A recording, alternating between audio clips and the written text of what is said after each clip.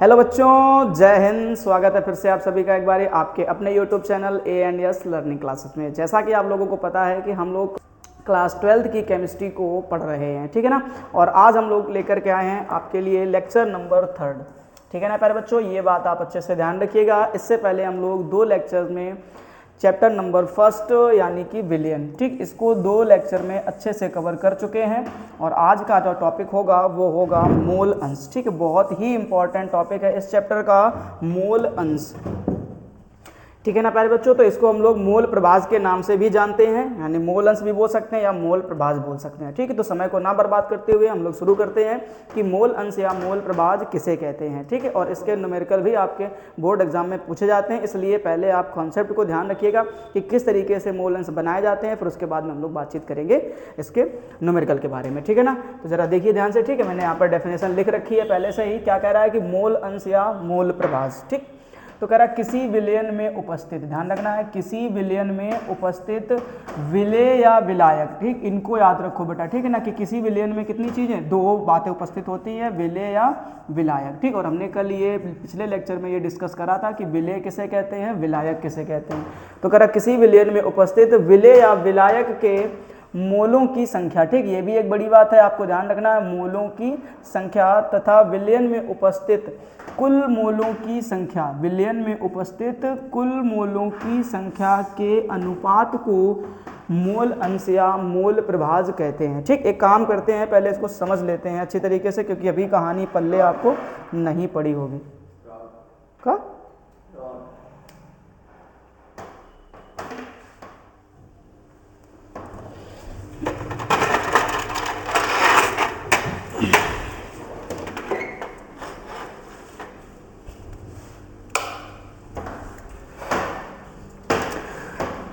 ठीक है ना। तो सबसे पहले हम लोग बातचीत करेंगे कि ये क्या कहानी है ना, कि कैसे पहचानने की मोल अंश है, हमसे क्या पूछा गया है उसको समझते हैं, ठीक। तो इससे पहले आप लोगों को क्या करना पड़ेगा, एक बीकर बनाना है, ठीक है ना। और इस बीकर में ध्यान से समझना किन किन चीज़ों के बारे में हमें बातचीत करनी है। ये हो गया हमारे पास में एक बीकर, ठीक। अब इस बीकर में आपने क्या करना है, दुनिया भर की चीज़ें, जैसे मैंने कहा आपसे कि इसमें आप क्या भर लो, पानी ले लो। क्या ले लो, पानी ले लो, ठीक। इस तरीके से आपने क्या भर दिया, पानी भर दिया, ठीक है ना। पानी के साथ साथ आपने 1-2 पदार्थ और मिला लेने हैं। बात को समझते जाना पहले ध्यान से, ठीक है, फिर हम लोग आगे कहानी को समझेंगे। तो हमने क्या कह दिया आपसे कि इस तरीके से इसमें आपने क्या भर लिया, पानी भर दिया, ठीक। पानी भरने के बाद में आपसे कहा गया कि इसमें 1-2 चीज़ें आप और मिलाइए, ठीक। जैसे मैंने आपसे कह दिया कि पानी के साथ साथ आप यहाँ पर कुछ विलेय के रूप में चीनी भी मिला लीजिए। क्या मिला लीजिए, चीनी मिला लीजिए, ठीक। तो अब आपने इसमें कितने पदार्थ मिला दिए हैं, 2 पदार्थ। तो अब आप बोलेंगे कि जो पहला पदार्थ आपने मिलाया था वो क्या था, पानी था। पहला पदार्थ क्या था, पानी था। और आपने जो दूसरा पदार्थ मिलाया वो क्या था, चीनी था, ठीक। तो अब अगर आपसे कोई ये पूछे कि शरबत, अब इन दोनों के मिलने से क्या बन जाएगा, शरबत, और इसी शरबत को ही हम लोग क्या कहते हैं, विलयन कह देंगे, ठीक है ना। तो अब विलयन बन चुका है, तो अब डेफिनेशन को एक बार दोबारा फिर से पढ़ लो। अगर विलयन बना लिए हो तो डेफिनेशन को दोबारा फिर से पढ़ो। क्या कह रहा है कि किसी विलयन में उपस्थित विलेय या विलायक। अब अगर कोई आपसे ये कहे कि पानी क्या है, तो आप बोलेंगे भैया पानी ज़्यादा मात्रा में है इसलिए ये क्या होगा, विलायक होगा। पानी ज़्यादा मात्रा में है इसलिए ये क्या होगा, विलायक होगा, ठीक। और बोलोगे चीनी भैया कम मात्रा में है इसलिए ये क्या होगा, विलेय होगा, ठीक। तो अभी आपने बोला कि किसी विलयन में उपस्थित विलेय या विलायक, विलेय या विलायक के मोलों की संख्या। अभी मोलों की संख्या बड़ी आसान सी चीज़ है, मैंने पिछले लेक्चर में इसके बारे में थोड़ी थोड़ी बातचीत करी भी थी, ठीक। लेकिन यहाँ पर आपको डिटेल से सिखाया जाएगा। फिलहाल कह रहा है तथा विलयन में उपस्थित कुल मोलों की संख्या के अनुपात को मोल अंश या, ठीक है ना, मोल प्रभाज कहते हैं। तो ये हो गया आपका विलायक, ठीक। और ये हो गया आपका, ये विलायक हो गया, ये क्या हो गया, विलेय हो गया। और ये यहाँ पर क्या बन गया, विलयन बन गया, ठीक है ना। तो ये दोनों बातें आपको अच्छे तरीके से ध्यान में रखनी है, ठीक। अब हमने क्या बताया था आपको कि जब विलेय मानना तो इसको क्या मान करके चलना, ए मान करके चलना, ठीक। और जब विलायक मान करके चलना तो उसको हमने क्या बोला था आपसे कि बी मान करके चलना, ठीक। तो यहाँ पर ये जो विलायक है वो क्या हो जाएगा, बी हो जाएगा। बात समझ में आ रही है आपको, ये ध्यान रखना है। चलिए, ठीक। तो ये 2 बातें आपको याद रखनी है कि विलेय क्या है, ए, और विलायक क्या है, बी, ठीक। अच्छा, अब हमें एक चीज़ और समझनी है, क्या, कि मोलों की संख्या, ठीक है ना। ये इंपॉर्टेंट चीज़ है, क्या बोलेंगे, मोलों की संख्या, है ना। अब अगर मोलों की संख्या के बारे में बातचीत करी जाए तो क्या कहानी होगी, तो मोलों की संख्या को लिखते हैं हम लोग किससे, एन से लिखते हैं। किससे लिखते हैं, एन से लिखते हैं, ठीक। तो हमने कहा अब हमें बता दो किसके लिए, तो विलेय के लिए निकाल दो, ठीक है। तो विलेय के मोलों की संख्या की कहानी क्या होगी, तो आप लिखेंगे भैया Na, विलेय के मोलों की संख्या क्या होगी Na। तो Na बराबर फॉर्मूला हमने पिछले लेक्चर में बताया था आपको, क्या होता है, द्रव्यमान, या इसी को हम लोग बोल देते हैं भार बटे आणविक द्रव्यमान, ठीक है, यानी द्रव्यमान बटे आणविक द्रव्यमान, ठीक है ना। तो ये फॉर्मूला हो गया। अब हमने कहा द्रव्यमान को किससे लिखोगे आप, तो द्रव्यमान को लिखा जाता है किससे, तो Na बराबर लिखेंगे आप, द्रव्यमान बराबर क्या हो जाएगा W, अच्छा विलेय है तो विलेय का द्रव्यमान क्या हो जाएगा WA, और विलेय का आणविक द्रव्यमान यानी क्या हो जाएगा Ma हो जाएगा, ठीक। तो इसलिए ये ध्यान रखो कि Na बराबर फॉर्मूला क्या मिला हमें, WA बटे Ma, ठीक, यानी ये विलेय के मोलों की संख्या हो गई। उसके बाद कह रहा है विलायक के मोलों की संख्या, तो विलायक के मोलों की संख्या के लिए दूसरा फॉर्मूला यहीं पे बना लो। अब विलायक को क्या मान, पहले तो मोलों की संख्या को क्या मान लेना n, और विलायक है तो क्या मान लेना b। अच्छा विलायक के मोलों की संख्या बराबर क्या हो जाएगा, विलायक का द्रव्यमान। अब विलायक के द्रव्यमान को क्या लिखेंगे आप, WB बटे विलायक का आणविक द्रव्यमान, तो क्या लिखेंगे आप MB, ठीक। तो ये दो फॉर्मूले मिल गए, नहीं मिल गए आपको, तो ये हो गया विलेय का, ठीक है, विलेय के मोलों की संख्या, ये किसकी होगी, विलायक के मोलों की संख्या, ठीक। अब कोई कह दे दोनों के मोलों की संख्या बता दो, यानी विलयन के, तो विलयन में क्या कर देंगे Na प्लस NB, यही तो होगा आपके लिए, ठीक, यानी ये दोनों को आपस में जोड़ देंगे तो क्या बन जाएगा, विलयन के मोलों की संख्या बन जाएगी, ठीक। जरा बताएं यहाँ तक किसी को कोई समस्या है क्या, अगर कोई प्रॉब्लम नहीं है तो फिर हम लोग अब बना सकते हैं मोल अंश के बारे में, ठीक। तो मोल अंश को हम लोग काई से प्रदर्शित करते हैं, ठीक, लेकिन ये बनता क्या x की तरीके से ही, तो आप x मान के चलिए, कोई दिक्कत की बात नहीं होगी, ठीक। तो अब हमें यहाँ पर दो फॉर्मूले बनाने हैं। सबसे पहले आप लिखेंगे क्या, कि विलेय का मोल अंश, क्या लिखेंगे आप, विलेय का मोल अंश, ठीक है। बड़े मन से समझना, अच्छे से याद कर लेना, न्यूमेरिकल बहुत बेहतर बनता है इसका, ठीक है ना। तो विलेय का मूल अंश, अब आपको पता है विलेय के, पहले तो मूल अंश को किससे लिख देना, बोले x से लिख देना, ठीक। अब विलेय का है तो क्या लिख देना a बराबर, ठीक। अब कह रहा है जिसका पूछा गया है, ध्यान समझना, कह रहा है जिसका पूछा गया है उस अवयव को आपको कहाँ रखना है, ऊपर रखना है। जैसे किसके बारे में पूछा गया है, a के बारे में पूछा गया है ना, तो आप a के मोलों की संख्या को कहाँ रखेंगे, ऊपर। देखो ध्यान से, कह रहा है विलयन में उपस्थित विलेय या विलायक के मोलों की संख्या तथा विलयन में उपस्थित कुल मोलों की संख्या के अनुपात को हम लोग क्या बोल देते हैं, मोल अंश या मोल प्रभाव। अच्छा पूछा किसके लिए गया है, विलेय के लिए, तो आप विलेय के मोलों की संख्या को कहाँ रखेंगे, ऊपर रखेंगे। तो विलेय के मोलों की संख्या अभी आपने पढ़ी थोड़ी देर पहले, क्या थी, Na, क्या थी, Na थी, ठीक है ना। अच्छा उसके बाद में क्या करेंगे, कह रहा है तथा कुल मोलों की संख्या। अब विलयन में उपस्थित कुल मोलों का मतलब क्या बोलोगे, Na प्लस NB, यही तो दो मोल उपस्थित हैं, तो आप यहाँ पर क्या बोलेंगे भैया, नीचे हो जाएगा आपका Na प्लस का NB, ठीक है। इस बात को समझ में आया कि नहीं आया, ये फॉर्मूला आपका बनके तैयार हो गया, किसके लिए, तो ध्यान रखना है विलेय के लिए, किसके लिए बन गया, विलेय के लिए बन गया, ठीक है ना। अच्छे से तैयार कर लेना है। अब हमारे पास में अगला कहानी समझते हैं क्या होगी, तो बोल देना भैया क्या, अब हम लोग निकाल लेते हैं किसके लिए, विलायक के लिए। क्या लिखेंगे, विलायक का मोल अंश, विलायक का मोल अंश, ठीक है ना। अब विलायक का मोल अंश बनाना है तो क्या करेंगे, बहुत ही आसान सी चीज़ है, जिसका मोल अंश पूछा जाएगा उसके मोलों की संख्या को ऊपर रखते हैं। सबसे पहले तो आप एक काम कर लीजिए कि इसको लिख लीजिए ज़रा ध्यान से, है ना, क्या कि मोल अंश को किससे लिखना है, बोले x से लिखना। अब विलायक का पूछा गया है तो क्या लिख देना, b लिख देना बराबर, ठीक। अब एक छोटी सी बात और समझ लो आप ध्यान से, क्या कि किसका मोल अंश पूछा गया है, तो बोलोगे भैया विलायक का, तो आपको ध्यान रखना है विलायक के मोलों की संख्या को ऊपर रखना है। तो विलायक के मोलों की संख्या क्या थी, तो बोले भैया NB थी, ठीक है। तो अब यहाँ पे आप क्या रखेंगे, NB रख देंगे, ठीक। फिर नीचे क्या लिखोगे, कह रहा कुल मोलों की संख्या के अनुपात को, अब कुल मोल मतलब क्या हो जाएगा, विलयन में, तो Na प्लस का NB, ठीक। तो आप यहाँ पर नीचे क्या रखेंगे, Na प्लस का NB, ठीक है ना। इस तरीके से ये बात ध्यान रखनी है और आपको ये दो फॉर्मूले तैयार हो गए, इस तरीके से ये याद रखना, ठीक। तो अगर आपसे कोई विलेय का मोल अंश पूछ देता है या विलायक का मोल अंश पूछ देता है तो बहुत ही आसान तरीके से आप यहाँ पर चीज़ों को समझ सकते हैं, ठीक। अच्छा उसके बाद अगर हम आपसे थोड़ी सी बातें और करें, ठीक है, यहाँ पे थोड़ी सी बातें हम और करें, ठीक है ना। एक छोटी सी लाइन है, वो भी बहुत प्यारी लाइन है, उसको भी आपको बहुत अच्छी तरीके से समझना पड़ेगा। ध्यान से समझिएगा जरा, कि हमने कहा कि यहाँ पर हमारे पास में अभी तक तो आप देख पा रहे हो कितने पदार्थ मिले हुए हैं, 2 पदार्थ, ठीक, यानी क्या लिखा हुआ है, पानी और चीनी। अच्छा मान करके चलते हैं थोड़ी देर के लिए कि हमने चीनी को अभी क्या नाम दिया था, बोले A नाम दिया था, ठीक है ना। उसके बाद हमने कहा था पानी ज़्यादा था, मतलब इसको हमने क्या नाम दिया था, B नाम दिया था। मान लो हमारे पास में एक कोई और पदार्थ इसमें आपने घोल दिया आकर के, समझ लीजिए थोड़ी देर के लिए, एक पदार्थ और घोल दिया तो आप इस पदार्थ को, ठीक है, जो भी हो, मान लो हमने नींबू मान लिया, क्या मान लिया, नींबू मान लिया, ठीक है, तो आप इस पदार्थ को क्या मान करके चलेंगे कि ये पदार्थ हमारे लिए क्या है, सी है, ठीक। और अभी आपने पढ़ा कि इसके लिए ए के लिए जो मोलों की संख्या थी वो क्या थी, आपके क्या निकाली थी, Na, और जो बी के लिए मोलों की संख्या थी वो क्या निकाली थी आपने, Nb, और जो सी के लिए मोलों की संख्या निकलेगी वो क्या हो जाएगी, Nc हो जाएगी। बात को समझने की कोशिश करिएगा, ठीक। अब इस विलयन में 3 लोग मिल गए यहाँ करके, ए, बी और सी। अब अगर आपसे ये बात कही जाए, ठीक, मैं छोटी सी लाइन लिख रहा हूँ बेटा, ध्यान से समझना इसको, क्या कि विलयन में उपस्थित सभी अवयव का, विलयन में उपस्थित सभी अवयव, विलयन में उपस्थित सभी अवयव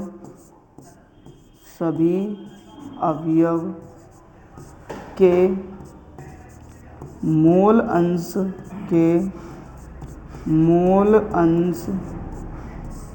का योगफल सदैव एक होता है, सदैव एक होता है, ठीक। ये बहुत बड़ी बात कह दी गई है, इस बात को आप बहुत अच्छे तरीके से ध्यान रखना, ठीक। तो फिलहाल अभी तक आपने देखा कि विलयन में, यहाँ पर हमने पहले जो कहानी बनाई थी वो कितने थे, 2 थे। तो आप यहाँ पर बोल सकेंगे भैया क्या कि XA प्लस XB यानी 2 अवयव हैं, तो दोनों के मूल अंश का योगफल कितने के बराबर होगा, बोलोगे भैया 1 के बराबर होगा, ठीक है ना। तो ये 2 अवयव थे, तो दोनों के मूल अंश का योगफल किसके बराबर हो गया, XA प्लस XB के बराबर हो गया। बोले ये कैसे बता दिया आपने, ठीक है, तो अभी सुन लो जरा ध्यान से। मैंने कहा XA की वैल्यू रख लो यहाँ पर, तो जब XA का मान रखोगे तो XA बराबर आपने क्या पढ़ा है, बोले भैया Na पढ़ा है, नीचे फिर से क्या लिख देना, Na प्लस का Nb पढ़ा है, ठीक है ना। बराबर में क्या लिखेंगे आप, सॉरी बराबर अभी क्या लिखना, ठीक, अभी आगे देखो, फिर प्लस में क्या लिखा हुआ है, XB का मान क्या रखोगे, यहाँ से रख दो, तो XB बराबर क्या हो जाएगा, NB बटे Na प्लस का Nb, ठीक। अब ध्यान से देखो, दोनों के हर समान है कि नहीं है, और जब हर समान होते हैं तो हमें पता है सारी वैल्यू आपस में जुड़ जाती है। तो ऊपर आप क्या जोड़ देंगे, बोलेंगे Na प्लस का Nb, और बटे में क्या हो जाएगा आपका Na प्लस का Nb, ठीक। और अब ध्यान से देखो, दोनों की शक्ल एक जैसी है तो दोनों निपट जाएंगे, ठीक, बचेगा कितना, 1 बचेगा, ठीक है ना। तो इस तरीके से आप ध्यान रखेंगे कि विलयन में जितने भी अवयव उपस्थित हैं उन सभी अवयव के अगर मोल अंश निकाल लें और उन सबको आपस में जोड़ दें तो मान हमेशा कितना बचेगा, 1 बचेगा, ठीक है ना। इस बात को दिमाग में बैठा लो अच्छी तरीके से, बड़ा आसान काम लगेगा, ठीक। अब जैसे यहाँ पर अगर मैं कह दूँ, तो अब हम कहते हैं ए के लिए मूल अंश बना लो, ठीक है। तो ए के लिए मूल अंश आप क्या बोलेंगे, बोलेंगे भैया XA मिलेगा, ठीक। बी के लिए मूल अंश क्या मिलेगा, तो बोलोगे भैया XB मिलेगा, प्लस सी के लिए मूल अंश क्या मिलेगा, बोले XC मिलेगा, ठीक। मैंने कहा इन सभी को अगर योगफल निकालेंगे तो 1 के बराबर होना चाहिए, ठीक। अगर 1 के बराबर है तो कहानी बहुत आसान है, आराम से हम यहाँ पर सीख पाएंगे, ठीक। अगर ये कहानी किसके बराबर है, अगर 1 के बराबर है ये कहानी तो फिर कोई दिक्कत नहीं मिलनी चाहिए, ठीक है ना। तो अगर XA प्लस XB बराबर 1 आ जाता है तो फिर कोई दिक्कत नहीं होगा, ठीक। एक बार ट्राई कर लेते हैं। जैसे मैंने कहा XA के बराबर निकालो, तो XA का फॉर्मूला अभी क्या पढ़ा आपने, जरा मन से पढ़ना इस चीज़ को, ये आसान चीज़ नहीं है, इस चीज़ को एक बार ध्यान से देखना है ना बच्चे। क्या लिखोगे, सबसे पहले आप XA की जगह लिखेंगे, तो XA के लिए क्या लिखेंगे, Na बटे में क्या हो जाएगा, Na प्लस का Nb, और ध्यान रखना प्लस का Nc। अब हमने Nc क्यों लिख दिया, यहाँ पर तो 2 ही थे इसलिए Na और Nb लिखा जाता था, ठीक है। ये भी समस्या है क्या थोड़ी सी, यहाँ पर इसको सही कर लो थोड़ा सा, है ना, इसको थोड़ा सा सही कर लेना है, ठीक। तो यहाँ पर क्या हो जाएगा आपका Nb होगा, ओके। इस चीज़ को थोड़ा सा देख लेना, ठीक। अच्छा, उसके बाद में देखो जरा ध्यान से, तो क्या करना है आपको कि अब यहाँ पर कितने पदार्थ शामिल है, तो बोलो भैया 3 पदार्थ शामिल है। देखो इस वाले में कितने 3 हो गए, तो अब तीनों के मोलों की संख्या कहाँ लिखी जाएगी, नीचे, क्योंकि क्या लिखा है, उपस्थित विलेय या विलायक, ठीक। तो ए के लिए पूछा गया तो ए के लिए ऊपर रख देना, ठीक है। बाकी सबको जोड़कर कहाँ रख देना, नीचे प्लस। अब किसके लिए पूछा गया, बी, तो बी के मोलों की संख्या ऊपर रख दो, तो बी के मोलों की संख्या क्या हो गई, Nb, लेकिन नीचे तो पूरे के पूरे मोलों की संख्या रखनी पड़ेगी, मतलब कुल मोलों की संख्या, तो क्या मिलेगा, Na plus Nb plus Nc, ठीक। फिर कह रहा है प्लस, अब ध्यान से देखो XC, तो XC के लिए मोलों की संख्या क्या बोलोगे, पहले तो आप लिखेंगे Nc, नीचे तो वही कहानी है Na प्लस का Nb प्लस का Nc, ठीक। अब अगर इनको जोड़ने पर बराबर अगर 1 आ रहा है तो कहानी एकदम ठीक है, फिर कोई दिक्कत नहीं। मैंने कहा देखो तीनों के हर एक जैसे हैं कि नहीं है, बोले हाँ हैं भैया।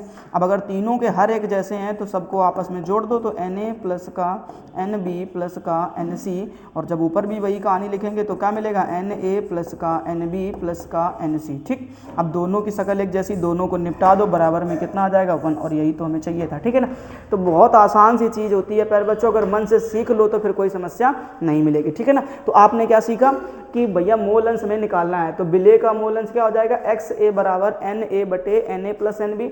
विलायक का मोल अंश क्या हो जाएगा, तो बोलो भैया XB बराबर Nb बटे Na प्लस का Nb। ठीक, अच्छा ये हुआ क्या, तो यहाँ पर तो 2 अवयव लिए गए थे, तो 2 हम लोगों ने नीचे लिखा। ठीक, यहाँ पर कितने अवयव हो गए, 3 अवयव, तो 3 अवयव के मोलों की संख्या नीचे लिख दी गई। ठीक, तो इतनी छोटी सी कहानी है, आपको समझनी पड़ेगी बेटा, है ना। फटाफट स्क्रीनशॉट ले लो, फिर हम लोग आगे बातचीत करते हैं इसके एक न्यूमेरिकल के बारे में। ठीक है ना, चलिए ले लिया स्क्रीनशॉट। ठीक, अब हम लोग आगे देखते हैं इसका एक न्यूमेरिकल बनाते हैं। बहुत ही आसान सा न्यूमेरिकल है, मस्ती से सीखेंगे, आराम से समझ में कहानी आएगी। ठीक, सबसे पहले हमसे दिया गया है, कह रहा 72 ग्राम जल। ध्यान से देख लो क्या कह रहा है, 72 ग्राम आपके पास में क्या है, जल है, और 92 ग्राम आपके पास में क्या है, एथिल अल्कोहल है। ठीक है ना, तो ये 2 बातें आपको समझनी पड़ेंगी।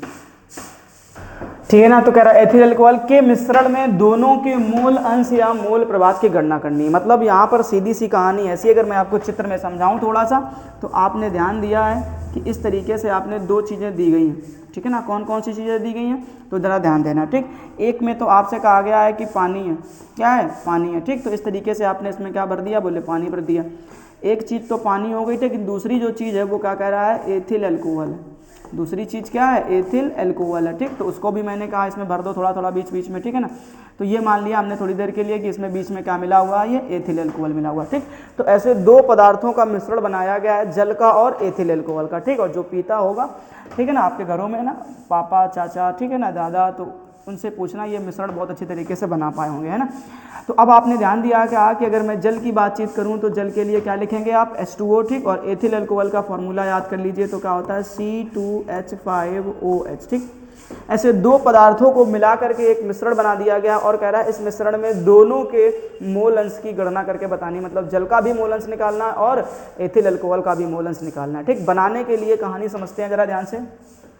तो सबसे पहले जो जरूरी चीज़ होती है वो होती है बेटा मोलों की संख्या निकालना। ठीक है ना, अब हमसे कहा गया है कि इसमें जो जल है वो कितना है, तो कह रहा है 72 ग्राम है। कितना है, 72 ग्राम है। ठीक, और कह रहा है एथिल अल्कोहल जो है वो कितना है, तो बोलोगे भैया 92 ग्राम है। ठीक, अब अगर खुद ही आप समझ लो ध्यान से कि इसमें जो कम मात्रा में है उसी को ही तो विलेय कहा जाता है, मतलब ये ए को मान लेना। ठीक, जो ज़्यादा मात्रा में उसको क्या मान लेना, बी मान लेना। इतनी कहानी अगर आपको समझ में आ गई है तो बड़ी ही मज़ेदार तरीके से आप सीख पाएंगे। ठीक, अब अगर दोनों, सबसे पहले दोनों के मोलों की संख्या निकालिए। ठीक, तो मैंने आपसे कहा क्या कि ज़रा ध्यान दीजिएगा, तो हमने पहला लिखा आपसे क्या कि जल के मोलों की संख्या। क्या बोला मैंने, जल के मोलों की संख्या। ठीक है ना, तो जल के मोलों की संख्या अगर निकालनी है तो क्या करेंगे, ज़रा समझिएगा ध्यान से। ठीक, तो पहले ध्यान रखो कि मोलों की संख्या को लिखना किससे है, n से। अब जल विलेय है इसलिए क्या मान लेना, A बराबर फॉर्मूला अभी थोड़ी देर पहले पढ़ा आपने, क्या होता है, तो बोले WA बटे MA, यही तो पढ़े हो। ठीक, तो अब कहानी है ये कि यहाँ पर WA का मान कितना लिखा जाए, तो आप ध्यान रखेंगे WA बराबर जो वैल्यू आपको ग्राम में दी गई है, ध्यान से देख लो, जो वैल्यू आपको ग्राम में दी गई है ये मान किसका हो जाएगा, WA का। और कितना दिया गया है, तो बोले भैया 72 ग्राम दिया गया है। ठीक है, इस तरीके से लिखेंगे 72 ग्राम जल। अब MA के मान की कहानी अगर बनानी है तो MA के मान की कहानी को बनाने के लिए हमने आपको बहुत पहले ये चीज़ सिखा रखी है, क्या कि WA के सामने जो भी फॉर्मूला आपको दिख जाए, इस फॉर्मूले के परमाणु भारों को आपस में जोड़ देना, तो किसका मान बन जाएगा, Ma का बन जाएगा। तो हाइड्रोजन का कितना होता है 2, ऑक्सीजन का कितना होता है 16, तो जोड़ करके कितना हो जाएगा बच्चा, 18 हो जाएगा। ठीक है ना, ये बात ध्यान रखना। ठीक, क्योंकि यहाँ पर हाइड्रोजन कितने लिखे, 2। वैसे एक हाइड्रोजन का कितना होता है, 1 होता है, लेकिन 2 लिखे तो 2 का कितना हो जाएगा, 2 हो जाएगा। इतनी चीज़ क्लियर हो गई। अच्छा, अब Ma का मान निकल आया है, तो मेरे ख्याल से Na का मान बनाने में बहुत बड़ी समस्या नहीं मिलनी चाहिए। आप लिखेंगे क्या कि Na बराबर WA का मान आपको दिया गया है 72 बटे Na का मान, सॉरी Ma का मान कितना निकाले आप, 18, निपटा दीजिए, तो 18 चौको 72, यानी कितना निकल कर आ जाएगा, Na बराबर आ जाएगा 4 मोल। चलो बताओ कोई समस्या क्या है यहाँ पर आपको, तो आप देखेंगे कि Na बराबर आपका कितना निकल कर आ गया है, तो बोलोगे भैया 4 मोल निकल करके आया। ठीक, अब उसके बाद में हमें दूसरा फार्मूला बनाना है, ज़रा ध्यान दीजिएगा, ठीक। अब दूसरे की कहानी क्या होगी तो उस चीज़ को भी समझते हैं, ठीक। तो अब आप लिखेंगे कि एथिल अल्कोहल यानी कि C2H5OH, ठीक। तो कह रहा एथिल अल्कोहल के मोलों की संख्या, ठीक है ना। तो एथिल अल्कोहल के मोलों की संख्या, अब आप एथिल अल्कोहल के मोलों की संख्या पहले निकालेंगे। तो सबसे पहले चीज़ तो ये ध्यान रखिए कि मोलों की संख्या क्या हो गई n, और एथिल अल्कोहल को विलायक है तो क्या मान लिया है B, तो NB बराबर फॉर्मूला अभी पढ़े हो आप WB/MB, ठीक है ना। तो सबसे ज़रूरी चीज़ है कि आपको WB का मान पता होना चाहिए। तो कितना वैल्यू दिया गया है 92 ग्राम, WB का मान रख दो कितना 92 ग्राम, ठीक। और एथिल अल्कोहल का फार्मूला लिख दो फटाफट। तो एथिल अल्कोहल का फार्मूला क्या है तो बोले भैया C2H5OH, ये है, ठीक। अब यहीं से मान बना लो फटाफट किसका MB का। तो MB के लिए क्या करोगे WB के सामने जो फार्मूला लिखा मिलेगा उसी से मान बनाएंगे किसका MB का। तो एक कार्बन का कितना होता है 12, तो 2 का कितना हो जाएगा बोलोगे बच्चा 24 हो जाएगा, प्लस 5 और 1 6 हाइड्रोजन है तो कितना हो जाएगा 6 प्लस, ठीक। 1 ऑक्सीजन है तो कितना हो जाएगा 16, बराबर जोड़ लो 6 6 12 4 16 का 6 आया। अब देखो हासिल है तुम्हारा 1 2 और 1 3, 1 हासिल का यानी कितना आ जाएगा 46 मोल। ये बात बताओ ज़रा ध्यान से, क्या यहाँ तक कोई समस्या है क्या? यानी ये जो मान निकल कर आया है किसका ठीक है MB का, वो कितना निकल कर आ गया 46 मोल आ गया। अब अगर कोई कह दे आपसे कि यहाँ से NB बराबर निकालो तो क्या नहीं निकाल पाओगे, ठीक। तो देखो WB/MB, WB का मान कितना है बेटा तो 92 है, और उसके बाद में ध्यान से देखो MB का मान कितना है तो 46 है, ठीक। अब 2 से निपटा दो इसको जरा, ठीक है। तो 46 दूना कितना हो जाएगा 92, यानी कितना निकल कर आ जाएगा 2 मोल आ जाएगा, ठीक। ज़रा बताओ क्या यहाँ पर आपको कोई समस्या है क्या? ये जो वैल्यू निकाले हो आप कितनी निकाले हो 2 मोल। तो NB का भी मान आपने बना लिया, क्या कर लिया NB का भी मान आपने बना लिया, Na का मान भी आपने बना लिया। अब अगर दोनों के मान पता चल गए हैं तो फिर मोल अंश निकालने में बहुत कोई बड़ी बात नहीं है, ठीक है ना। बहुत ध्यान से समझना प्यारे बच्चों कि कैसे हम लोग यहाँ से मोल को निकालें, ठीक। बहुत ही मज़ेदार चीज़ है, आसानी से आप सीख जाएंगे। क्या करना है ज़रा पहले इसको थोड़ा सा इरेज कर लेते हैं, चलिए, ठीक। और अब हम लोग समझते हैं यहाँ पर क्या कि हमें दोनों के क्या निकालने हैं मोल अंश निकालने हैं, ठीक। तो सबसे पहले आप फिर से वही कहानी लिखेंगे क्या कि जल का मोल अंश, क्या लिखेंगे जल का मोल अंश, ठीक है। ये हो गया, क्या बोलना है जल का मोल अंश, ओके। अब जल का मोल अंश है तो जल के पहले तो मोल अंश को किससे लिखोगे तो सबसे पहले लिखेंगे x से। अब जल है तो विलेय है तो क्या लिख देना A बराबर, फॉर्मूला क्या पढ़ा आपने XA बराबर NA/NA+NB, ठीक है ना, यही तो पढ़े हो। अब जल्दी से मान रख दो फटाफट यहाँ पे, तो क्या मिलेगा आपको कि बोले भैया XA बराबर NA का मान आपने देखा यहाँ पर कितना निकाला है 4, तो ऊपर कितना रखेंगे आप 4 बटे फिर से Na का मान कितना रखना है 4 प्लस NB का मान आपने कितना निकाल लिया 2 मोल, तो यहाँ पर कितना रख देना 2 मोल रख देना बराबर। तो कितना हो जाएगा 4/6, मैं कहा इसको डिवाइड कर लो एक बारी 2 से, तो 2 तिया 6 2 दूनी 4, ठीक। अभी भाग जाएगा नहीं तो हम क्या करेंगे दशमलव लगाएंगे, एक जीरो बढ़ाएंगे, 3 से निपटाएंगे तो 3 छंग 18 यानी 6 आ गया, फिर 2 बचेगा, फिर वही कहानी लगभग इतना आंसर आ जाएगा 0.66, यानी जल का मोल अंश कितना हो जाएगा 0.66, ठीक। और इसके बाद में दूसरा होगा। अब दूसरे के लिए क्या लिखोगे आप कि भैया एथिल अल्कोहल का मोल अंश C2H5OH का मोल अंश, ठीक। अब एथिल अल्कोहल का मोल अंश बनाना है, बहुत आसान सी चीज़ है प्यारे बच्चों, ठीक। मन से बस देखते रहना बोर्ड की तरफ, है ना। अब अगर एथिल अल्कोहल का मोल अंश बनाना तो एथिल अल्कोहल को क्या माने थे आप B, समझ में आ रहा है, ठीक है। तो अब आप यहाँ पर क्या करेंगे भैया फॉर्मूले के लिए तो XB बराबर, ठीक। क्या फॉर्मूला पढ़ा आपने, बोले भैया अगर B के लिए पूछा गया है तो B को ऊपर रखेंगे तो NB बटे क्या हो जाएगा Na प्लस का NB, ठीक। बोले मान रख दो फटाफट इसमें, तो XB बराबर, अब देखो जरा ध्यान से NB का मान आपने कितना दिया गया है 2, और Na का मान आपने कितना दिया गया है 4, और फिर से NB का मान कितना दिया गया है 2 बराबर में, ठीक। तो क्या लिखेंगे आप 2/6, अब मैंने कहा 2 से निपटा दो जरा, तो तो 2 तिया 6, यानी कितना बचा 3, यानी आप जब निकालेंगे तो 1/3 ये वैल्यू निकल करके आएगी। ठीक, मैंने कहा भाग जा नहीं रहा है तो आप क्या कर दीजिए, डिवाइड कर लीजिए पॉइंट लगा करके। ठीक, तो जब 0 अब यहाँ पर आप क्या करेंगे 10 करेंगे तो 3 से काटेंगे, फिर कितना आ जाएगा 3 त्रिका 9, एक बारी और फिर वही कहानी रहेगी तो फिर उतना ही आएगा। तो अब आपने देख लिया यहाँ पर क्या कि आपको एक्स बी बराबर कितना मिल गया है, तो 0.33 कितना मिल गया 0.33, और जो एक्स ए की वैल्यू है वो कितनी है 0.66। ठीक, अच्छा इसको एक बारी चेकआउट कर लो। अब चेकआउट करने के लिए मैंने आपसे एक बात बताई थी क्या, कि जितने भी अवयव हैं अगर उन अवयव के मोल अंश को आपस में जोड़ दिया जाएगा तो उसका मान कितने के बराबर होगा, 1 के बराबर होगा। ठीक, क्या ये बात सही थी, उस बात को भी जानने के लिए आप यहाँ पर देखिए ज़रा ध्यान से, ठीक है ना। तो मैंने क्या पढ़ाया था आपने क्या, कि एक्स ए प्लस एक्स बी का मान किसके बराबर होना चाहिए, 1 के बराबर। ठीक, तो एक्स ए का मान आप कितना निकाले हैं, तो बोले भैया 0.66 प्लस एक्स बी का मान कितना निकाले हैं 0.33। इनको ऐड करो फटाफट, 6 और 3 कितना हो गया 9, 6 और 3 कितना हो गया 9, और इसके बाद दशमलव तो दशमलव 0। ठीक, बोले भैया ये तो 1 के बराबर है नहीं, लेकिन जो समझदार व्यक्ति हैं वो समझ गए होंगे अच्छे तरीके से कि 0.99 जो है वैल्यू वो कितने के बराबर होती है, 1 के बराबर होती है। अगर आपने सार्थक अंकों को थोड़ा थोड़ा सा पढ़ा है तो ये बात आपको पता होगी कि दशमलव के बाद जब भी कोई वैल्यू 5 से बड़ी होती है तो वो अपने आप में पूरा एक नंबर होता है। ठीक, तो जब हम इसको एक नंबर बनाएंगे तो क्या हो जाएगा 1 हो जाएगा। ठीक है ना प्यारे बच्चों, इस तरीके से आपको ध्यान रखना है कि कैसे मोल अंश निकाले जाते हैं, कैसे मोलों की संख्या बनाई जाती है। ठीक, बहुत ही आसान सी चीज़ थी। आई होप आप लोगों को ये न्यूमेरिकल बहुत अच्छी तरीके से समझ में आ गया होगा। ठीक है, तो आज के लेक्चर को यहीं पर ख़त्म करते हैं, हम लोग फिर से मिलेंगे इसके नेक्स्ट लेक्चर में एक मोस्ट इंपॉर्टेंट टॉपिक के साथ में। ठीक है ना प्यारे बच्चों, आज के लिए इतना ही, जय हिंद। मिलेंगे नेक्स्ट लेक्चर में, तब तक के लिए अपना ख्याल रखिएगा और अच्छे से पढ़ाई करते रहिएगा।